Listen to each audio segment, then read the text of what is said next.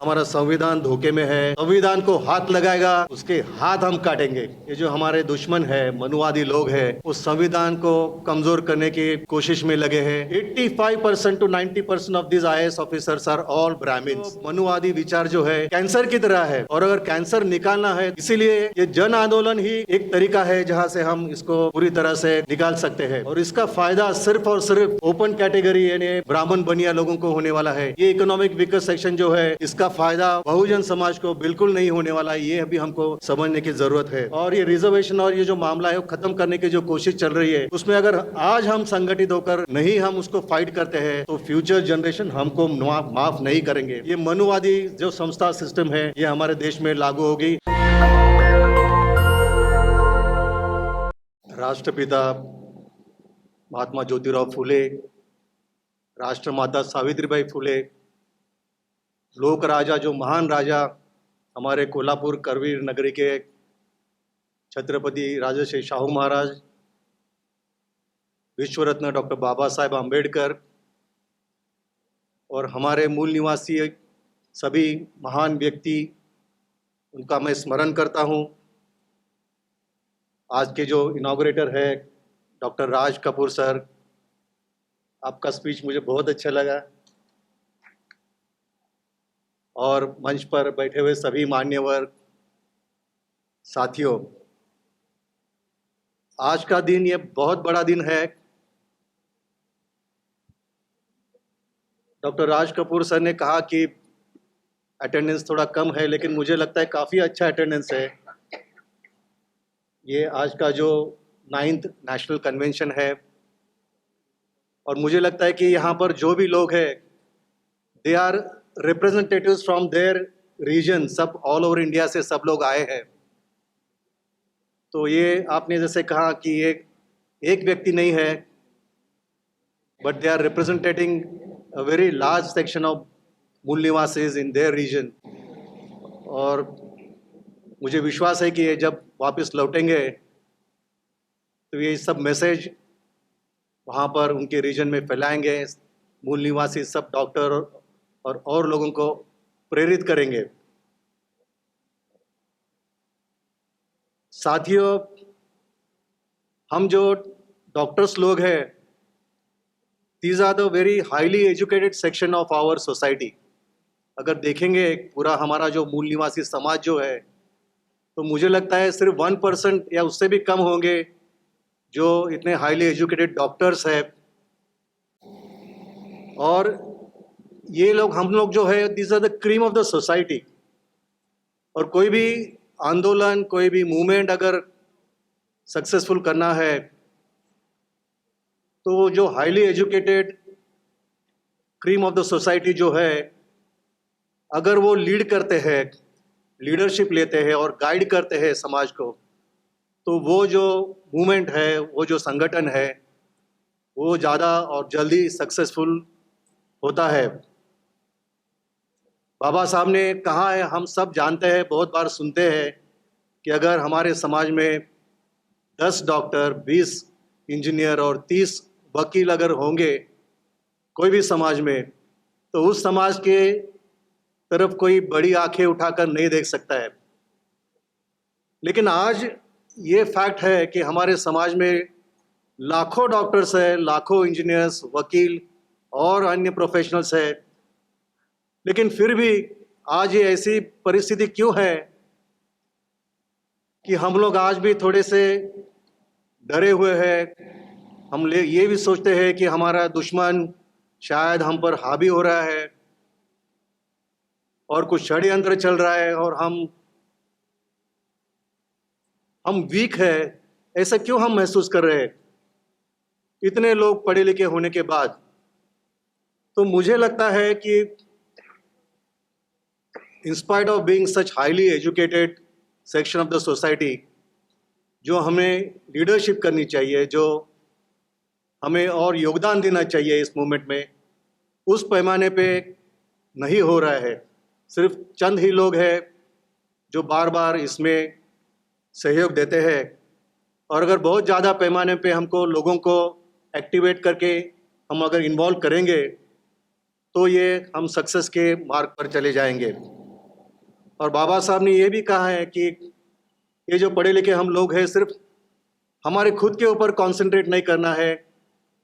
हाँ, ये ज़रूरी है कि we have to progress, professionally progress करना है, फाइनेंशियली हमको प्रोग्रेस करना है, ये भी इतना ही ज़रूरी है। लेकिन बस यही आकर नहीं रुकना है।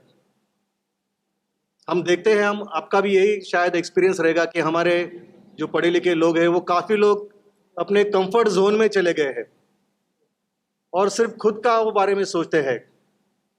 और बाहर निकल के जो समाज में पिछड़े हुए लोग हैं उनको साथ में लेना है, ये बहुत कम लोगों में ऐसी सोच बरकरार रहती है, क्योंकि एक बार वो फाइनेंशियली सिक्योर हो जाते हैं, प्रोफेशनली सिक्योर हो जाते हैं, तो ये भूलना शुरू कर देते हैं कि हम कहाँ से आए हैं।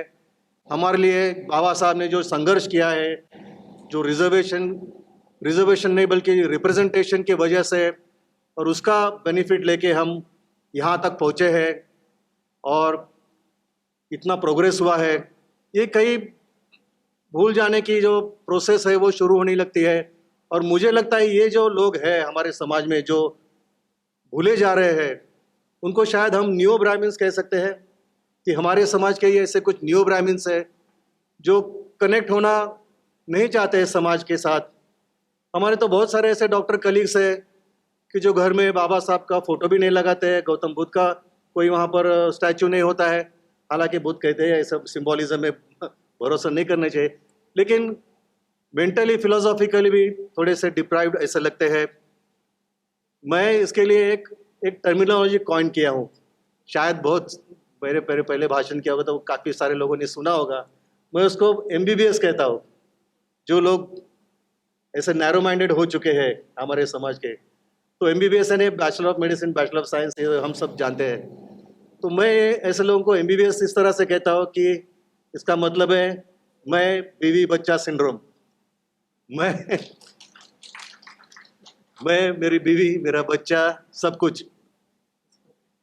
तो वो एक्सटेंड हो सकता है, मेरी गाड़ी, मेरा बंगला, मेरा बैंक बैलेंस, जो कभी क्या बोलते हैं उसको, वो इनफ ऐसा कभी समझा नहीं जाता, बैंक बैलेंस तो और भी बढ़ना चाहिए।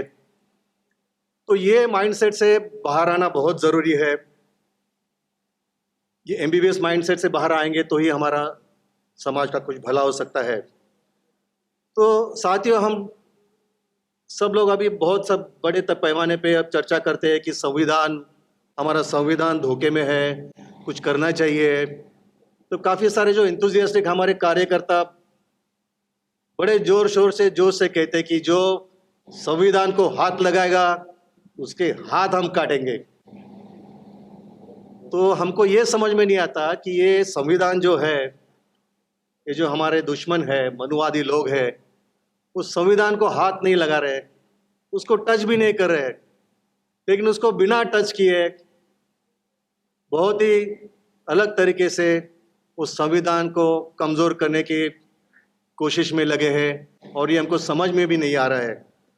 अगर आप देखेंगे फिगर्स, मैं कहीं पढ़ा था कि ये जो सब IAS ऑफिसर जो अपने देश के, इंडियन एडमिनिस्ट्रेटिव सर्विसेज, और उसमें अभी कोलैटरल एंट्री करने का भी उन्होंने कोई नया कायदा बनाया है कि आप एग्ज़ाम दे के IAS होने का बात अलग है, उसके अलावा कोलैटरल एंट्री ये सरकार दे रही है। और जो कोलैटरल एंट्री करने वाले ये सब लोग हैं, ये 100% ये ब्राह्मण लोग हैं। तो उनको ये बड़े पोस्ट पे अपॉइंट किया जा रहा है। और अगर आप जाकर सर्च करेंगे और देखेंगे तो ये जो IAS ऑफिसर्स है और सबसे बड़े पोस्ट पे सेक्रेटरी लेवल के, और ये सबसे बड़े और इम्पोर्टेंट पोस्ट पे जो IAS ऑफिसर्स है, 85% to 90% of this IAS officers are all Brahmins. और ये हमारे समाज के लोगों को पता ही नहीं। These are the people who are making all these important policies, और ये जानना बहुत ज़रूरी है। और हमें इसलिए संगठित होके ये चीज़ों का सामना करना बहुत ज़रूरी है, क्योंकि ये जो मनुवादी विचार जो है, तो एक प्रकार के कैंसर की तरह है, और अगर कैंसर निकालना है तो ऊपर से मलम पट्टी करके ज़रूरत नहीं है, उसको पूरा रूट से हम जब ट्यूमर निकालते हैं तो पूरा नॉर्मल टिश्यू में जाके निकालते हैं। डॉक्टर गोविंद राय है यहाँ पर, वो बताएंगे कि अगर कैंसर निकालना है तो बाय द रूट से उसको निकालना पड़ता है। इसीलिए ये जन आंदोलन ही एक तरीका है जहां से हम इसको पूरी तरह से निकाल सकते हैं। अगर आप रिजर्वेशन का देखेंगे, जो रिजर्वेशन नहीं रिप्रेजेंटेशन है, तो अभी नया इकोनॉमिक वीकर सेक्शन जो आया है, तो ये बोलते हैं कि इकोनॉमिक वीकर सेक्शन आ गया है, उसका भी सब लोगों को फायदा होगा। लेकिन ये इकोनॉमिक वीकर सेक्शन जो है वो 50% के अबाव ये 10% बनाया है, और इसका फायदा सिर्फ और सिर्फ ओपन कैटेगरी यानी ब्राह्मण बनिया लोगों को होने वाला है। ये इकोनॉमिक वीकर सेक्शन जो है इसका फायदा बहुजन समाज को बिल्कुल नहीं होने वाला है। ये अभी हमको समझने की ज़रूरत है। तो साथियों, मैं ज़्यादा वक्त नहीं लेता हूँ, लेकिन मुझे यह बात यहाँ रखना बहुत ज़रूरी है कि हम लोग तो जो कुछ कर रहे हैं, लेकिन हमारे इस संगठन में सिर्फ हम लोग ही काम करते रहेंगे तो एक समय ऐसा आएगा कि ये इंपा, ये बामसेफ जो है, ये थोड़ा स्टैग्नेट हो जाएगा। तो बहुत ज़रूरी है कि हम सेकेंड लाइन, थर्ड लाइन, हमारा जो सक्सेशन प्लान बोलते हैं, जब हम हॉस्पिटल इंस्टीट्यूशन चलाते हैं, अभी हमारा कोल्हापुर कैंसर सेंटर है, तो हम ऐसा सेंटर बनाते हैं कि वो it should not be dependent on one individual या वन जनरेशन। जो सक्सेशन प्लान रहना बहुत ज़रूरी है, सेकेंड लाइन, थर्ड लाइन। तो हमें बहुत ज़रूरी है कि हम ये हमारे नेक्स्ट जनरेशन जो है उनको इस बामसेफ में, उनको इस इंपा में शामिल करें। हमारे जो बच्चे हैं, हमारे पोते पोतियाँ हैं, वो यहाँ पर ज़्यादा संख्या में आना ज़रूरी है, उनको ही अटेंड करना। और ये जो हमारी विचारधारा है वो नीचे पर्कुलेट होना बहुत ज़रूरी है। मैं यहाँ पर डॉक्टर विद्या नागावकर मैडम आए हैं, रत्नागिरी के, हमारे महाराष्ट्र स्टेट के सेक्रेटरी। उनको मैं कॉन्ग्रेचुलेट करना चाहता हूँ कि वो पूरे फैमिली के साथ, उनके बच्चे के साथ भी यहाँ पर आए हैं। तो मुझे लगता है हम सब ने ये करना ज़रूरी है, और फ्यूचर जनरेशन को डेवलप करना, जो मेडिकल स्टूडेंट्स हैं और ये और भी जो लोग सेकेंड जनरेशन के हैं, उनको ये पर्कुलेट करना बहुत ज़रूरी है। तो ये फ्यूचर हम बरकरार रख सकते हैं। और ये रिजर्वेशन और ये जो मामला है वो ख़त्म करने की जो कोशिश चल रही है, उसमें अगर आज हम संगठित होकर नहीं हम उसको फाइट करते हैं तो फ्यूचर जनरेशन हमको माफ़ नहीं करेंगे। हमारे बच्चे, पोता पोतियों, एक समय ऐसा आएगा कि वो रिजर्वेशन या रिप्रेजेंटेशन का फ़ायदा नहीं ले सकेंगे, और वापस से ये मनुवादी जो संस्था सिस्टम है ये हमारे देश में लागू होगी। तब हमारे जो फ्यूचर जनरेशन के जो मूल निवासी लोग हैं, बच्चे हैं, वो हमें माफ़ नहीं करेंगे। They will hold us responsible कि ये जो हमारे दादा दादियों थे वो सोए हुए थे, इसलिए अभी हमको सफ़र करना पड़ रहा है, और जो बाबा साहब ने हमारे हक का जो संविधान लिखा है उसका हमको फ़ायदा नहीं हो रहा है। तो ये इसके लिए हम भी जागरूक होना ज़रूरत है। हमारे डॉक्टर लोग जो सोए हुए हैं उनको जागरूक करना ज़रूरी है। जो सही मायने में सोए हैं उनको हम जागरूक कर सकते हैं। सोने का जो ढोंग कर रहे हैं, नाटक कर रहे हैं, उनको हम टाइम वेस्ट उन पे नहीं करना चाहिए। लेकिन बहुत सारे लोग हैं वो सही पैमाने में नेचुरली सोए हैं, उनको मालूम नहीं, उनको हम जगाएंगे तो सही पैमाने पे वो जाग जाएंगे और इस संगठन में जुट जाएंगे। तो मैं बस इतना ही कहना चाहता हूँ। आखिर में मैं इतना ही कहूँगा कि कोई भी संगठन, मूवमेंट चलाना है तो उसको बल की ज़रूरत है, मैन पावर, ग्रास रूट पे जो काम करने वाले लोग हैं। अभी 31 दिसंबर को परमार जी ने कहा है कि बहुत बड़ा जन आंदोलन इलेक्शन कमीशन ऑफिस को घेराव करने वाला है। तो ये ग्रास रूट पे काम करने वाले जो हमारे कार्यकर्ता है उनका बहुत महत्व है। इसका मतलब ये नहीं कि हम रोड पे, स्ट्रीट पे आके ग्रास रूट पे काम नहीं कर सकते हैं। मैं पूरी कोशिश करने वाला खुद इंडिविजुअली कि मैं वो जन आंदोलन में रोड पे जाके शामिल होने की कोशिश करूँगा। और आप सबको अपील करूँगा कि हम पढ़े लिखे वाइट कॉलर लोग हैं, इसका मतलब ये नहीं कि हम ग्रास रूट पे नहीं आ सकते हैं। हम सब जितना हमारा टाइम जिसको मिलेगा इस जन आंदोलन में हम सब ने शामिल होना चाहिए। तो ये बल बहुत ज़रूरी है, बुद्धि बहुत ज़रूरी है जो हम सब के पास है। हम इतने हाईली एजुकेटेड है, यही प्रमाण है कि हम सब के पास बुद्धि है। और तीसरा इक्वली, और मैं समझता हूँ कि हमारे लिए सबसे इम्पोर्टेंट है कि ये साधन संसाधन, ये आंदोलन के लिए हम कैसे खड़े कर सकते हैं, जिसके लिए फाइनेंस सबसे ज़रूरी है। हम बोल सकते हैं कि मेरे पास टाइम नहीं, मैं प्रोफेशनल हूँ और मैं I cannot come on the roads and fight this battle. अगर कुछ नहीं कर सकते हैं तो फाइनेंस जरूर दे सकते हैं। और इसके लिए बामसेफ का इम्पा का एक स्ट्रैटेजी है जो हमारे नेशनल प्रेसिडेंट ससानी साहब बताएंगे कि हम अगर रोज हमारा एक कंसल्टेशन फी और अगर हम सर्जन है तो महीने का एक ऑपरेशन फी, ये अगर हम बामसेफ इम्पा के लिए अगर डोनेट करेंगे तो ये ऑर्गेनाइजेशन बहुत पैमाने पे बड़ा हो सकता है। बाबा साहब ने कहा है कि आपके इनकम का सिर्फ 5% हिस्सा हमको समाज के लिए दान करना है। कई लोगों में हमारे यहाँ जो बैठे डॉक्टर्स है, 5% इनकम का हिस्सा तो बहुत बड़ा अमाउंट हो सकता है, उतना देने का शायद दिल नहीं हो सकता है। तो ये दूसरा मार्ग है कि दिन का एक कंसल्टेशन और महीने का एक ऑपरेशन का फीस, ये हमको इम्पा को अगर डोनेट करना है तो सही मायने में साधन संसाधन बनाने के लिए ये पैसा बहुत ज़रूरी है अगर कोई ऑर्गेनाइजेशन चलाना है। इसके लिए हम तैयार रहने चाहिए। बस इतना कर मैं ये समझता हूँ कि इस बल बुद्धि और साधन संसाधन के लिए हम लोग सब तैयार रहेंगे।